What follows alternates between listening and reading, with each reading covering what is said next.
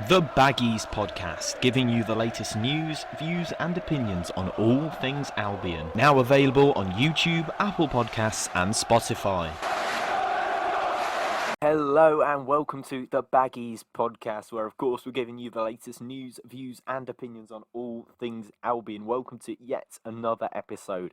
Got a jam-packed one for you today. It's an instant sort of match reaction podcast after a 3-0 victory against Southampton. We are absolutely on fire. I'm not sure what we've been doing during the international break, but it seems to have worked. Whether we've been taking something, but I'm not sure. But we've been absolutely outstanding so far since the international break after these two games. A 5-2 win at Chelsea and a 3-0 win against Southampton today. There's going to be plenty of match reaction. We're going to hear your thoughts, a bit of fan reaction as well. And we're going to also be revealing your FiveASide teams as per last episode of the Baggies Podcast, where I gave mine, but I've passed the baton on to you. I've said, it's your turn, guys. Go and pick your FiveASide teams, and I've got your responses right here ready to talk about. However, this isn't going to be the only podcast this week, from the Baggies Podcast at least. I suggest you tune in on Wednesday at 5 p.m, because that is when Danny Gabidon has joined me for the podcast, an hour-long special about his time at the Albion. He talks a lot about working under Gary Megson, so I definitely recommend checking that out on Wednesday at 5 p.m, wherever you get your podcast, because it's going to be a mighty episode. I can tell you, having recorded it already, it's a fantastic episode, so make sure you stay tuned for that.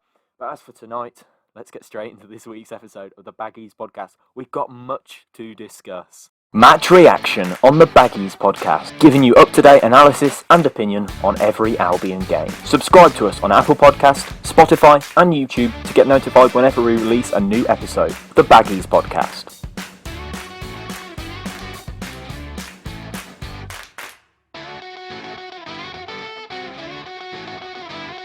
So, let's get straight down to it. What a victory. I mean, I wouldn't actually, for the first, I said last week against Southampton with the Baggy brothers, we said, who saw that coming? And the answer is, nobody really last week against Chelsea saw that we'd beat them that convincingly or with a victory whatsoever. I think that even that was very unlikely. However, this week, I feel like this could have been seen coming. I mean, lots of people have talked about how we looked really inspired last week, how it all paid off.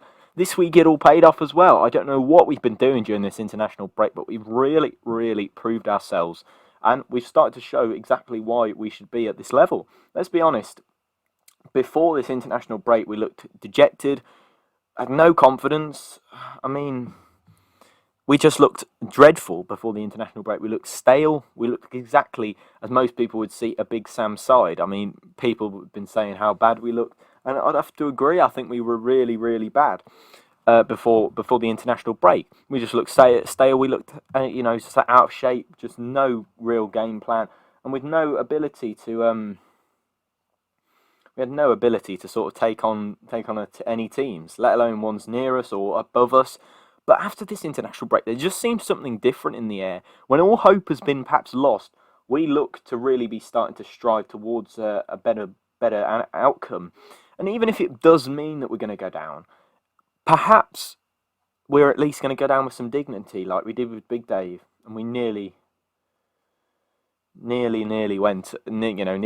stayed up. But however, Big Sam is really starting to inject some confidence. I've got so many tweets coming in. I'm going to have to read them all out during this podcast, and I've also got your FiveASide teams to get through. But if I could just talk for a little bit, and then we'll talk about what you guys think. But I just think we've been outstanding since this international break.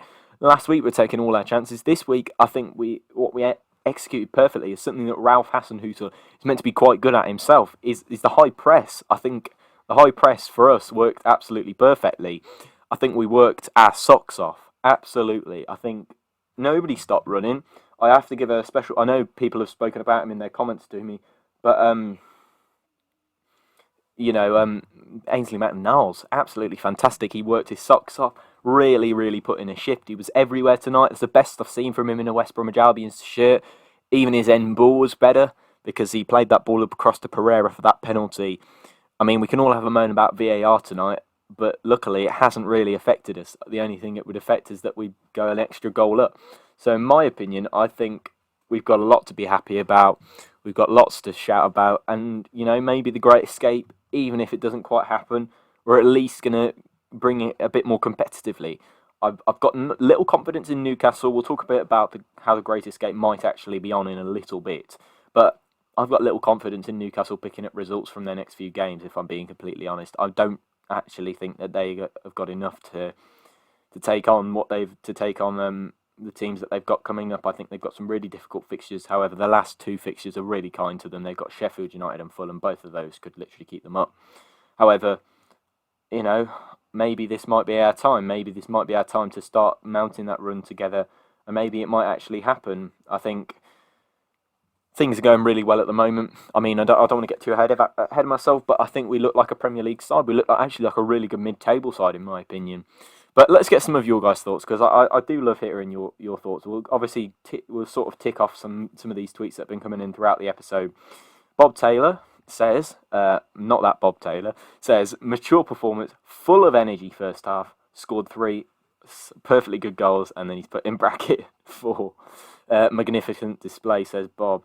I mean, it was so mature, actually. He's right there with the way that we played. It wasn't this sort of childish team that sort of came up to the Premier League from Slaven Bilic's sort of days. It wasn't that childish team that sort of came up, who were really naive, and they didn't play with much of a game plan. They were outsmarted by a lot of the top teams. This is a team that's savvy. This is a team that's street smart to the Premier League football. They've got some experience in there, be it not a great amount of Premier League experience, but they've got enough experience in there to sort of become a bit more savvy to what's going on around the Premier League. I mean, there are times where I've seen players pick up the ball for West Brom and throw it back to the team for a throw. We're now starting to kick the ball away from each other. We're starting to get down and dirty and actually fight for it. I think when we first came up to the Premier League, I think we looked a bit childish, like we were a team of schoolboys going to play a team of men, and we just weren't quite ready for it. But I think under Big Sam, I think we've started to really gel, and we've really started to get properly into things. Let's read out another one of your tweets. This one comes from Barry Dondarian, who says, amazing to see the team playing confidence and convictions. A lot of us have written them off just after the Palace game, but they're not done yet. Eggs and our faces were in alignment. I mean, yeah, I agree with what Barry's got to say here. He says, basically we wrote them off after Palace, but I don't know why they've come back, because I'd probably give up just about now. But I think that we've really worked it hard over the international break. I know we haven't got too many international players, so we've been able to do that. But we've really, really sparked ourselves into action, and I'm really pleased with how we've bounced back. I mean, it's just fantastic to see. It's really great. I don't know what's going on, but a fantastic performance from Albion. I can't really express it in any other ways, but of course I'm going to try and express it through your means of telling me. So we've got a comment coming in here from Scott Day, who says, solid, dominant, exciting. Big Sam and his coaching team deserve a lot of credit for the turnaround. Maybe a little late, but at least we're competing again. I agree with you, Scott, there. I think, we're competing, but we're not just competing, we're dominating. As he said at the start of that tweet, we're dominating. We're becoming an exciting team to watch. Sam Allardyce's team have scored 8 goals in 2 games. That is 4 goals every 90 minutes. That is a Big Sam team. I mean, I know I've said on the podcast before, and I know other people have commented in saying, he's past it, he's a dinosaur. I think we've remember going on the Blackpool podcast that I went on before the Blackpool game, and their fans saying, you're in for a rough ride. He's not adapted for this modern game. It's taken him a while, but he finally has adapted. He's finally sort of found that opportunity to sort of express himself, and he's got those players in behind him. These little additions, they're not huge additions. They've made all the difference, but they're not massive price additions. They're not massive reputation additions. Diagne, Yokushlu, who'd heard of them before they came to us? I'd heard of Yokushlu, but I hadn't heard of Diagne at all. But it's one of those things. And Maitland-Niles, another addition that's really helped add some legs into the midfield. I think we've really worked hard, and I personally think that we've got things sussed out now. I think we've got a game plan. Robinson looks twice the player he did. I'm glad he's got his opportunity back, because he's really starting to get fit and firing. Let's hear another couple of tweets from you guys. This one comes from Andy Paul. He says, we are a mid-table quality team with Sam's pressing, solid at the back style of play. Bartley and O'Shea look comfortable together. Furlong, great performance. Ainsley Maitland-Niles, best game for us. Robinson in the team and proves why again. Phillips playing excellent first half but runs out of steam. Okay, solid in game in, game out. And by good hold up and flick on play, Pereira magic, Johnston kicking and handling improved so much. Townsend improved but still a little rash and caught out at times. We just need to take it game by game. I think the pressing thing is the thing I want to highlight from Andy's tweet in there, because the pressing was phenomenal. Let's be honest. I mean, it was just I don't know what came out. I know what's come over us. We started to really believe, and I think the fans are starting to believe. You can see the confidence brewing in the players. They're obviously looking on social media and seeing quite a lot of people starting to believe in this. I mean, we're an informed team almost in this division. It's really odd to see. But yeah, Bartley and O'Shea looked really good. They're not being asked to play out from the back. That's the good thing. I mean, O'Shea's a bit more adapted to playing out from the back, fair enough. But Bartley's really starting to sort of adapt to that style of play. Furlong really good for me. Townsend, yeah, I agree with Andy there, with a bit rash towards the end of that game, giving away a penalty. But we've got Sam Johnston in goal. He's looking really good, Johnston, actually, with his kicking and his distribution. Something that I would have criticised even still after his fantastic performances this season. But they've done really well, Albion, and I couldn't be more proud of them at the moment. I mean, you know, they've worked really hard. They've played their best game, and today they've come out victors. I must put in a word for Southampton, because they were really bad. I think they're really fortunate that they've managed to get themselves the points earlier on in the season, or else I think they'd be in a bit of trouble. They're currently 14th, sat with 36 points, 10 points above the drop zone. They're probably they're almost definitely safe, let's be honest, but they're lucky that they picked up that many points earlier on in the season. Ralph Hasenhüttl's side look a little bit rattled, if I'm being completely honest. I think they're lucky they picked up that, or, you know, they soared to nearly top spot earlier on in the season. I think they're quite lucky about that.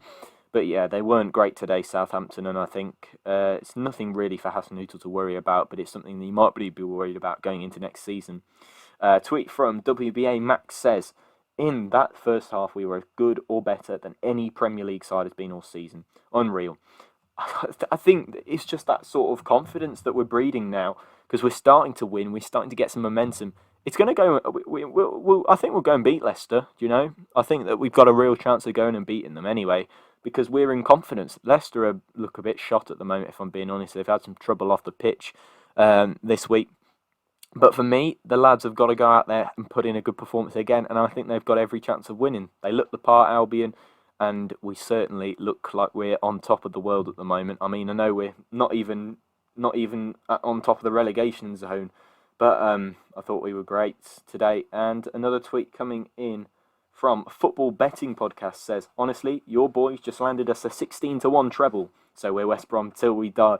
Glad to see we've managed to recruit some more Albion fans along the way. I mean, not perhaps in the way that you'd expect, but we've obviously won the Football Betting Podcast a little bit of money today, so hopefully that gets us spent wisely, probably on a West Brom season ticket now. But yeah, that is my match reaction, and that is your thoughts on the game so far. Actually, in a second, we'll reveal our man of the match for today's game, which is obviously a very hotly disputed thing on Twitter at the moment, because so many good performances today. But what a win for West Bromwich Albion. The Baggies Podcast Man of the Match.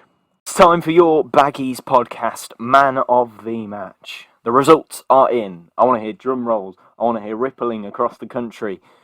Your candidates, firstly, were Callum Robinson, Ainsley Maitland-Niles, Mbaye Diagne, Matheus Pereira. Who did you go for? You went for 2% Mbaye Diagne, 0% Callum Robinson, 23% Matheus Pereira. But your man of the match, your Baggies Podcast man of the match, was none other than Ainsley Maitland-Niles. So Ainsley Maitland-Niles, fully deserved. However, we did have a notable mention from WBA Abroad, who says, got to be Johnson for that clean sheet penalty save. I just think Ainsley Maitland-Niles was everywhere today. Really put his foot in. Best performance I've seen from him in an Albion shirt so far. Congratulations, Ainsley Maitland-Niles. You win absolutely nothing for being the Baggies Podcast Man of the Match, but well done. Guys have been picking your teams. You guys, after last week's episode where I chose my team, you guys have been picking yours. So let's have a look and see. Let's go on the random little Twitter thing and see who's been picking out their five-a-side teams. Let's go for Craig Pritchard, who says Foster in goal. He's gone for Johnny Evans. He's gone for Jason Kumas. He's gone for Zoltan Gera. And he's gone for Phillips. I'm going to assume that's Kevin Phillips and not Matt Phillips, because I don't think Matt Phillips would be seen up front. Even though he did show fantastic finishing ability today, Craig Pritchard has gone for Foster, Evans, Kumas, Gera and Kevin Phillips. I think that's a really solid five-a-side team. Obviously, he picked the same goalkeeper and defender as I did, so yes, plaudits to Craig for that. Kevin Phillips going to provide some absolutely phenomenal finishing ability up front. Kumas and Gera, look at the technical ability in that midfield. Yeah, love that from Craig. Get in there with that five-a-side team. That's going in. That's going in the good zone for five-a-side teams from Craig Pritchard there. Next one comes in from. It's coming in from Robbo Season, who says the cycling GK in goal, which is Ben Foster. He's gone for Johnny Evans. He's gone for James Morrison. He's gone for Harvey Barnes, and he's gone for Dwight Gale up front. So a bit of a nice mix of modern and past players from the Albion. From this one, we've got Ben Foster in goal and Johnny Evans, which seems to be a bit of a theme, and I can say it does run a bit further than just our couple of teams here with Craig and this one and mine. Then we've got James Morrison in midfield, which is the same as mine. Harvey Barnes, a lone player in there. Interesting, but I do like that. In there. Then we've got Dwight Gale up front, which is obviously always a decent pick in my opinion, because he's got that finishing ability. I mean, didn't quite show it at the weekend, missed a bit of a sitter, but yeah, definitely a decent little pull in with Dwight Gale on that one. So yeah, decent team there from Robbo Season, but I'm a big fan of that team. A nice little mix, and of course Cycling GK being called by his official title, not the Ketchup God, as he probably should be called. But yeah, let's go for our next one. This one is from one's from Chris Morgan, who says Foster. He's gone for no midfield play. He's gone for no defenders, out-and-out defenders. He's gone for Foster in goal. He's gone for Claudio Jacob, who sits just above me on the wall if you're watching on the video version. If not, just imagine a big picture of Claudio Jacob behind me. He's gone for Harvey Barnes. He's gone for Mateus Pereira. And he's gone for Romelu Lukaku up front. Interesting pick. I can assure you that is something that's also been a bit of a theme through these five-a-side teams that you guys have been sending in. But this one, Foster in goal, definitely. I think has virtually everybody picked Foster? Nearly everybody has picked Ben Foster in goal. So this one's got Foster.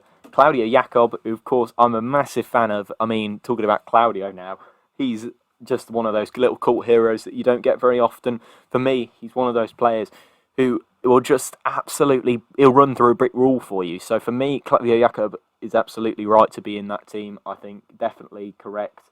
I mean, I'm not sure where he's going to play. I think he'd actually make a nice little defender in a five-a-side game. I mean, I told you last week that I play a bit of five-a-side myself, and it's all about keeping that ball moving. So I think Claudio Jacob would do a decent job. Harvey Barnes and another Barnes shout in here from recent years. Nice to see a mix of past and present players in here as well. Harvey Barnes, I mean, his goal against Sheffield Wednesday, I think it was one of his favourites. And that game against Bolton, I mean, when Harvey Barnes came in, I thought, great, we're just getting another bang average Championship player or League One quality player who's just going to come and maybe score a couple of goals a season. But he's actually been really, really good, Harvey Barnes. I mean, he deserves a lot of credit for what he's gone on to do at Leicester. Obviously, been a bit of a naughty boy this week. Harvey Barnes, of course, as I mentioned with that Leicester disciplinary issue, I think Harvey Barnes was involved in that, unfortunately, which is not good to see from him. But he certainly did a very good job at West Bromwich Albion. Then we've got Mateus Pereira in for Chris Morgan, who says, who's gone for Mateus Pereira, who tonight has proved that he's yet again good enough. I mean, I've stuck him in my fantasy team and actually captained him this week. So, yeah, plaudits for me, I think, on that one. I mean, still hasn't saved my faltering and failing team quite yet, because there's still plenty of players who haven't performed for me this week. I think my defence totaled up a grand total of 3 points between them. So, not good for me. And Lukaku up front. Tell you what, Romelu Lukaku, phenomenal player. I mean, yeah, what a fantastic player that he was. I mean, I think he was my first ever YouTube logo when I started doing YouTube when I was about 10 or so. I mean, yeah, Lukaku did a fantastic job at the club, and of course going to provide a nice bit of finishing ability. Let's go for the next one from Rachel Catherine, who says Foster, Evans, Zoltan Guerra, Mateus Pereira, and Romelu Lukaku. So all players that have been picked by other people already, but she's clearly got some very good footballing sense because she's picked the same back two as me, and then she's picked the same front three as a couple of other people. So I like that. I like the fact that she's got lots of technical ability in that midfield with Zoltan Guerra and Pereira, and then we've got Lukaku up front to bang in the goals, and then Foster and Evans just for that solid defensive core. Loving that from Rachel Catherine. Very good team from you. Then to Paul Chappell, who says, Foster, Evans, it's becoming a bit of a theme here, I can sense. Enzo Maresca, nice little pick in there. Big fan of that. Enzo Maresca, very technically gifted player. I mean, you'll find quite a lot of these aren't flair players, but they are technically gifted in these five-a-side team. You have to be to play in those more attacking positions. Then he's gone for Jason Kumas, who's obviously going to provide more technical ability. He was on my bench for my team last week. He's gone for Kevin Phillips up front as well. Another one to pick Kevin Phillips. A very decent pick as well, if I may say so. I don't mind that at all, Kevin Phillips. Then we've got a bit Kumas in there as well, as I mentioned. A very, very good pick. I like that a lot. Danny Jones at ItchyFeet67 goes for Foster. Malumbu, nice little pick in there. Kumas, Odemwingie, Kevin Phillips, or Matt Phillips. It's fine if you want to put Matt Phillips in there, but I'm going to assume that it's not quite Matt Phillips. But yeah, I like that. I like that a lot from Phillips. With Phillips in there and Odemwingie as well. Odemwingie, of course, in my five-a-side team for simply his finishing ability and his movement in the box. I mean, I know you can't really go in the box in a five-a-side team, but it's certainly going to be crucial in that sort of manner. Let's go for another one. So very good team there from Danny Jones. Let's go for this one from WBA Rainbow Stand. The Rainbow Stand on Twitter says, Foster, Evans. See, it's becoming a real key theme at the moment. Barnes, Pereira and Lukaku. I think that's a very solid team. Again, I think definitely just one away from Chris Morgan's team there, but he's changed Evans in for Jakob as Chris Morgan did.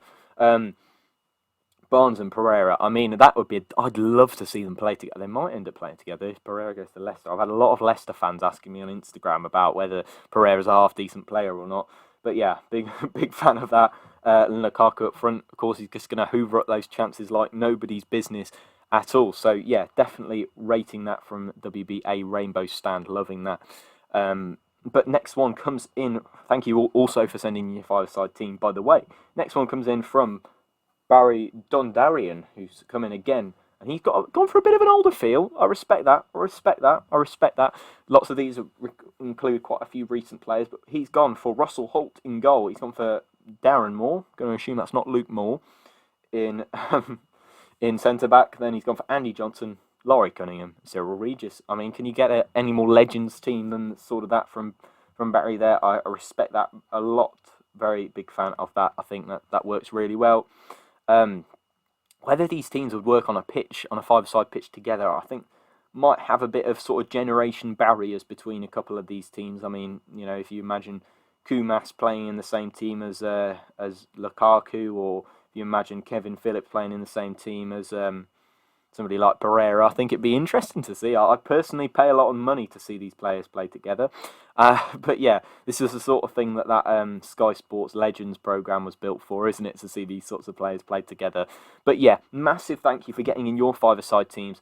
I'll tell you what I'd like to hear for next week. I remember I was asked it by Andy Paul, who tweeted in a couple of days ago, who said something about some more ideas for the podcast, like this five-a-side system that we've been sort of working out over the past couple of days. So that's a fantastic feature for doing those five-a-side teams. But yeah, it's been a pleasure having your five-a-side teams come in, and I can't even find the tweet that me and Andy spoke about. But I think we're going to go for something along the lines of a nice little... Andy has said, here we go, I've found it. He goes, following on from the show, what about toughest, poor, and even random five-a-side, or maybe a UK versus foreign five-a-side teams? So maybe have a look at getting those in for next week. We'll talk about this more on Twitter, so make sure you're following us at the Baggies Pod. And he also maybe goes, last minute of the game, and Albion get free kick, penalty, or give away a pen.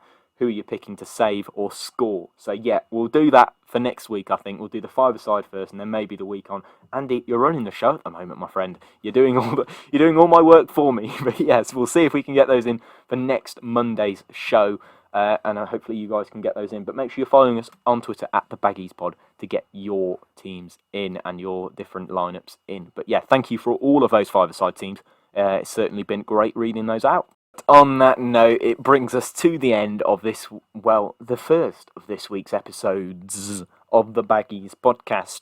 If you're new around here, I suggest you drop a follow or a YouTube subscription wherever you're listening to your podcast or watching me on your screen. I recommend you drop a follow, because if you drop a follow, you'll get notified when we release a new episode. So if you're listening to me now and you're enjoying what you're listening to, and you want to hear a special hour-long chat with Danny Gabidon, former West Bromwich Albion and Wales international, I suggest you follow us wherever you're listening. And if you're on YouTube, drop your notification bell on, and then you can check it out. Make sure you drop us a download as well, wherever you're listening to Spotify or Apple Podcasts, or wherever you're listening to your podcast, or whatever you're doing. Just drop us a follow. If you're on Apple Podcasts, if you wouldn't mind leaving us a review, that would be fantastic, because it really helps the podcast and helps us to basically show us that you're enjoying it, basically, if you're listening on there. Make sure you're following us on Twitter as well for more updates about ways to get involved in the show. But otherwise, make sure you're listening Wednesday at 5 p.m. to my hour-long special with Danny Gabidon, former West Bromwich Albion and Wales international. And you can check that out on Wednesday at 5 p.m. But until then, Baggies fans, hope you have a great couple of days. Hope you celebrate well tonight as well, because obviously you deserve to celebrate well. We don't get many of these victories, and we don't get many of these by this margin. But we've had 2 in a row now, and anything might just be possible. See you in the next one, Baggies fans. Goodbye.